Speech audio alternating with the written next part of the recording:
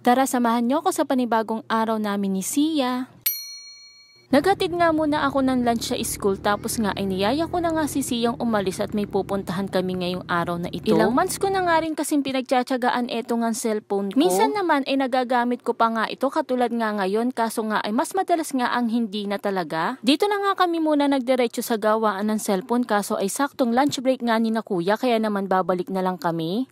Kaya naman sumakay na muna kami ni Sia nga ng tricycle at nagpahatid nga kami dito nga sa may Jollibee. Pakakainin ko nga muna si Sia dito dahil bihira lang talaga siyang makalabas. Pagpasok nga namin dito ay napakadaming tao at pila talaga nga dito sa may counter. Binaba ko nga muna ito nga si Sia sa pagkakakarga nga sa akin, tapos nga ay naghanap kami ng pila na hindi nga gaano mahaba.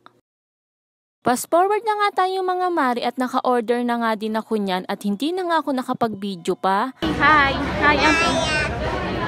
Dahil kasama ko nga si Sia ay nagpa-assist na nga din ako dun nga sa isang service crew para sa pagkain namin. Buti na lang talaga at may nakita pa akong available na lamesa malapit nga dito sa may counter. At nagpaupo na nga rin si Sia dun nga sa upuan ng mga bata. Pagpasok pa nga lang namin dito ay tinatanong ko na siya kung ano ba ang kakainin niya. Tinuturo nga niya sa akin yung mga laruan dun nga sa kiddie meal, kaya naman bumili nga ako noon. Yung pagkain naman nakasama nga sa kiddie meal ay ako na nga lamang ang kakain. Tapos nga ay inorderan ko na nga lang siya ng bago ng chicken with rice, tapos pinalarge ko na nga rin yung price nun. Una talaga niyang kinuha ay eto nga ang price at sinasawsaw pa nga niya sa gravy, kaya naman ang ginawa ko nga ay sinusubuan ko rin siya paunti-unti nitong kanin. Sinaga ko na nga siyang subuan at pakainin dyan para naman mas marami nga siyang makain at hindi lang puro price.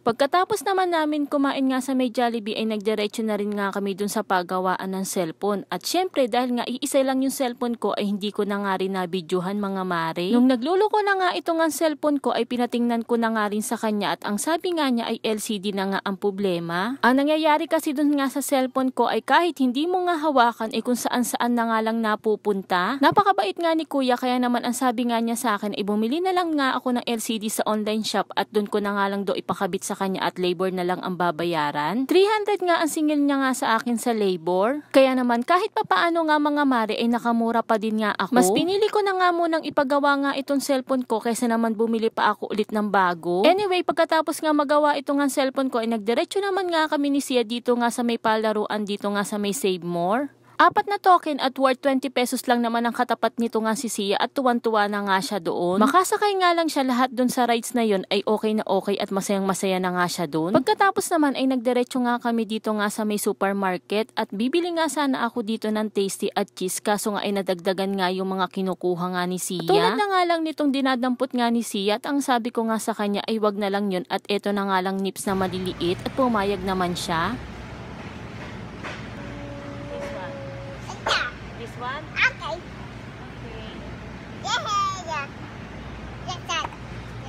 Pinapili ko pa nga si Sia kung ano bang cheese ang gusto niya. Nadaan nga kami dito nga sa mga drinks at nakita nga niya itong Chucky at nagpapabili nga rin siya sa akin. Ang sabi ko nga sa kanya ay yun na lang 6 na medyo maliliit para mas matagal nga niya maubos. Madali lang naman kausap nga itong si Sia at ang isasagot nga lang niya sa iyo ay okay. Wala na nga kaming bibilhin dyan, kaya naman nagdiretso na nga kami dito sa cashier para mabayaran nga itong mga binili namin. Ang mahal na talaga ng bilihin, kaya naman ilang peraso nga lang itong binili ko ay inabot na talaga ng 500. At habang nga inaantay ko nga yung bagger dito nga sa baggage counter, ay nagtatakbo naman si Sia dito nga sa display yan ng mga cake. Alin na gusto mo? Rainbow cake. Rainbow cake? Alin pa? Anong gusto mo pang cake mo? Nakasakay na nga kami nito sa tricycle pa uwi at nag-aantay na lang ng iba pang pasahero. O siya mga mare, hanggang dito na lang muna. See you on my next vlog. Thank you for watching. Bye!